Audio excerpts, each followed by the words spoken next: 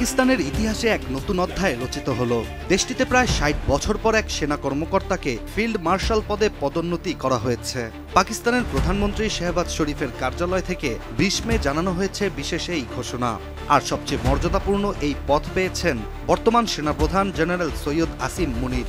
অবাক করার বিষয়টি হচ্ছে দেশটির ইতিহাসে এই ঘটনা দ্বিতীয়বারের মতো ঘটেছে। I'm really humbled to see these sentiments that you have shown towards the armed forces, and I'm extremely grateful to each one of you for these sentiments and for these emotions that you have for us.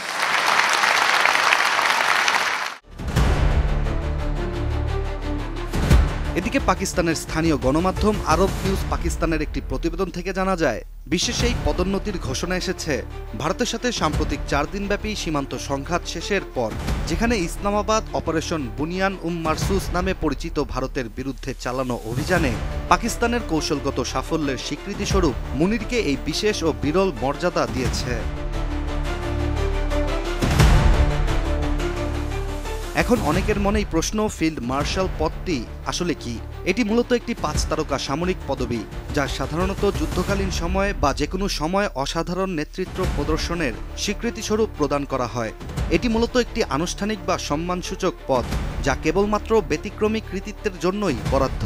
পাকিস্তানে এর আগে একমাত্র ব্যক্তি হিসেবে এই পদ পেয়েছিলেন general Ayub Khan, যিনি ১৯৬৫ সালে নিজেকে নিজেই এই পদে নিয়োগ দিয়েছিলেন।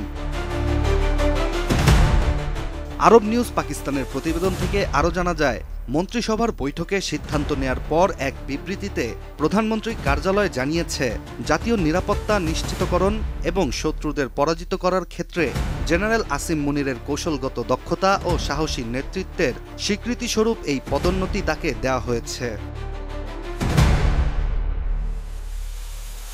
পেহেলগাম হামলার পর ভারতের সঙ্গে সবশেষ সামরিক উত্তেজনায় পাকিস্তান আকাশ, স্থল ও নৌবাহিনী যৌথভাবে এক অকল্পনীয় প্রতিরোধ গড়ে তুলেছিল বলে জানায় ইসলামাবাদ। এছাড়া সংঘাতে সামরিক শক্তি ব্যবহার করে পাকিস্তান ভারতের ৬টি যুদ্ধবিমান ভূপাতিত করার দাবিও করেছে।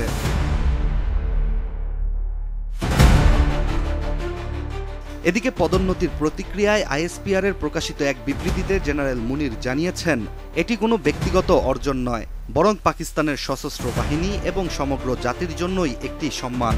এই মর্যাদা জাতির আস্থা ও বিশ্বাসের প্রতীক, যার জন্য তিনি কোটি কোটি মুনির আসিমও উৎসর্গ করে দিতে প্রস্তুত।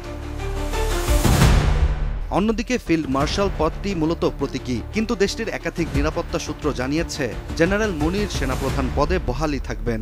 এছাড়া ২০২২ সালে নভেম্বরে দায়িত্ব গ্রহণের পর তার মেয়াদ ২০২৩ সালে একটি আইন সংশোধনের মাধ্যমে ৫ বছরে উন্নীত করা হয়েছিল।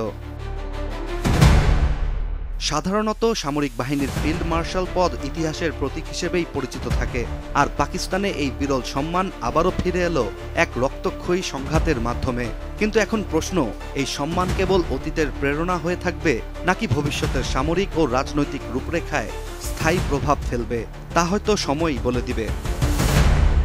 Ishtiaq Hossain, ATN news.